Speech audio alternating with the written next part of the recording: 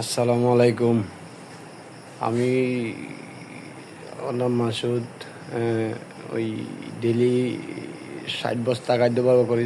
এই ৬০ বস্তা খাদ্য তো আমি ডেলি আপনার ১,০০,০০০ টাকা উষা খাদ্য ব্যবহার করি দিকে একক ১৪ ঘর থেকে বেশি। ঠিক আছে, এই নাম হচ্ছে রাজ্জাক দিঘি। ওই খাদ্য সকাল বিকাল দুই টাইম ব্যবহার করি। ঠিক আছে, এক টাইমে হলো ৩৭ বস্তা, এক টাইমে হলো ২৫ বস্তা, মোট হইলো ৬০ বস্তা।